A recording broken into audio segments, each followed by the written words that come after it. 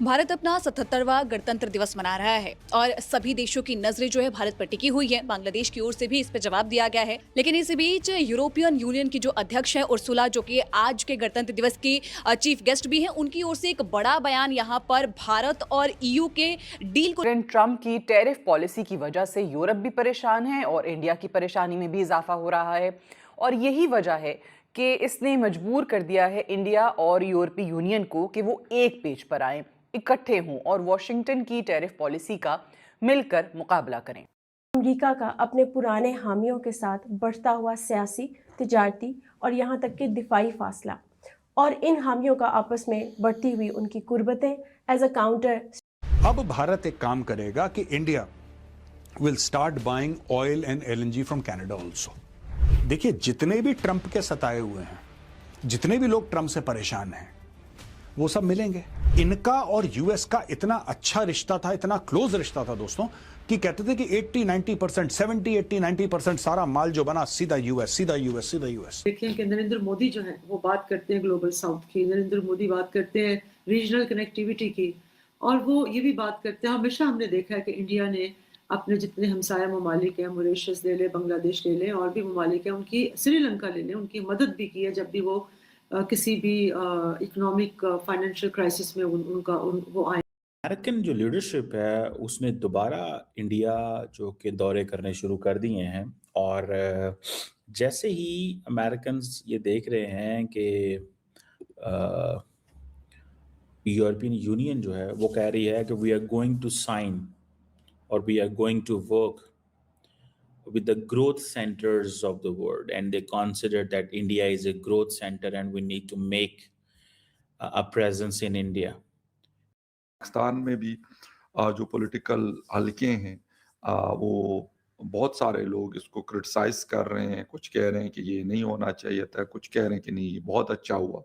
शहजाद चौधरी साहब, अमेरिका और यूरोप के दरमियान जो कश्मकश है का मरकज बन रही है आलमी ताकतों के दरमियान, अमेरिका इस मामले को अभी सिर्फ यूरोप पर प्रेशर के जरिए ही हल करना चाह रहा है, या आप समझते हैं ये मामला हाथ से निकल जाएगा? नहीं, हाथ से तो नहीं निकलेगा। मेरा ख्याल है कि यूरोप और अमेरिका मिलकर इसका कोई ना कोई हल निकाल लेंगे, क्योंकि देखिए इसमें यूरोप की भी सिक्योरिटी के मामला आते हैं। दिवस शान और शौकत से मना रहा है। हर्षोल्लास के साथ भारत तिरंगे के रंग में रंगा हुआ है। भारत के गणतंत्र दिवस पर दुनिया के कई देशों की तरफ से अब भारत को लेकर शुभकामनाएं सामने आ रही है। अमेरिका से लेकर ईरान और ईरान से लेकर इजराइल, इसके अलावा फ्रांस समेत जापान और रूस की तरफ से भी भारत को बधाई संदेश आया है। अमेरिका और ईरान में भले ही तनातनी हो, लेकिन भारत को शुभकामना संदेश दोनों देशों की तरफ से आया है। इसके अलावा इजराइल ने भी भारत को शुभकामना संदेश दिया है। Hello everyone, welcome to my YouTube channel Indian update. आज रिपब्लिक डे के मौके पर भारत को पूरी दुनिया से बधाइयाँ मिल रही है, लेकिन इसी बीच एक बात साफ नज़र आ रही है। भारत अब सिर्फ सेलिब्रेशन नहीं कर रहा, बल्कि ग्लोबल डील्स भी कर रहा है।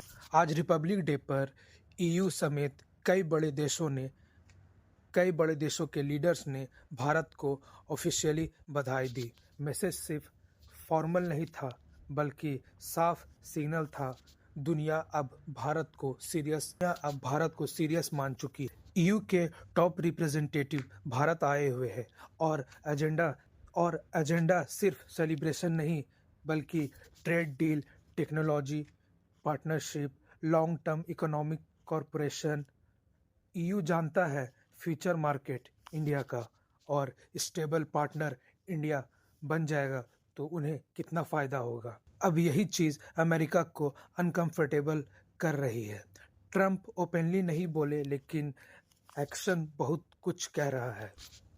ईयू इंडिया क्लोज आते China plus India trade stable हो रहा है, तो अमेरिका को लगता है ग्लोबल बैलेंस शिफ्ट हो रहा है। भारत आज किसी के खिलाफ नहीं, लेकिन किसी के डर से भी नहीं चल रहा है। डील इंटरेस्ट पे होती है, प्रेशर पे नहीं। रिपब्लिक डे सिर्फ झंडा लहराने का दिन नहीं था, ये रिमाइंडर है कि भारत अब ग्लोबल टेबल पर डिसीजन मेकर बन चुका है। आपका क्या मानना है? ईयू डील से भारत पॉलिटिक्स बदलेगी या ट्रंप और दबाव में आएगा? आपकी क्या राय है? अपनी राय कमेंट बॉक्स में ज़रूर बताएं। और आगे देखिए इस वीडियो में कि कैसे ये सब देख के पाकिस्तानी मीडिया में पूरा हड़कंप मचा हुआ है। कैसे आज रिपब्लिक डे के दिन जब परेड हो रहा था तो उसमें ऑपरेशन सिंदूर को लेकर के झांकी निकाला गया। उस झांकी को देख के पूरी पाकिस्तानी और पाकिस्तान मीडिया में हड़कंप मचा हुआ। उन्हें देख के, ये खौफनाक मंजर देख के उन्हें डर सा लग गया है। तो इस वीडियो में आप आगे देखिए। आप चैनल पे नए हैं तो इस वीडियो को लाइक और सब्सक्राइब ज़रूर करें।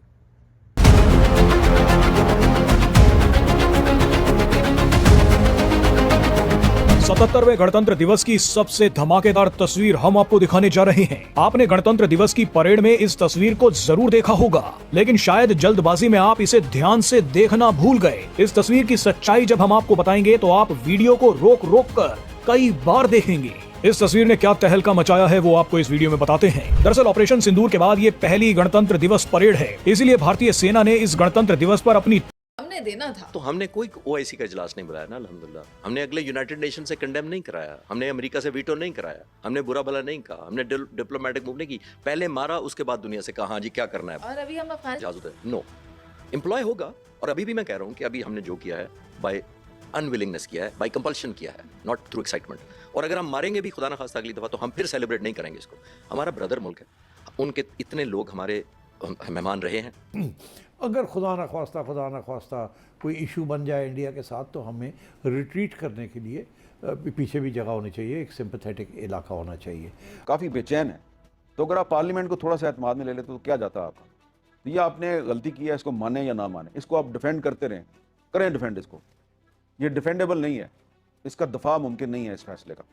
और पहले भी ट्रंप ने आपको धोखा दिया, आपने उसको नोबेल पीस प्राइज के लिए नॉमिनेट किया, उसने ईरान पर हमला कर दिया।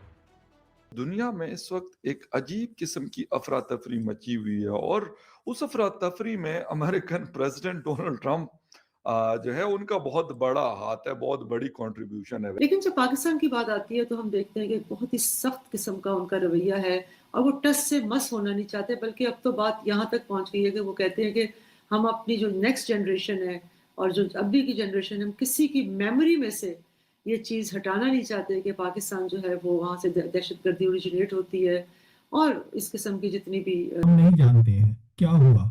बट ये जरूर कहा जा सकता है कि जो इंडिया के रिश्ते हैं अमेरिका के साथ वो बहुत ज़्यादा गिर गए हैं, इसमें कोई शक नहीं है प्रेसिडेंट ट्रंप की सेकंड टर्म में। और मैं इसको देखता नहीं हूँ कि ये किसी तरीके से सुधरेंगे।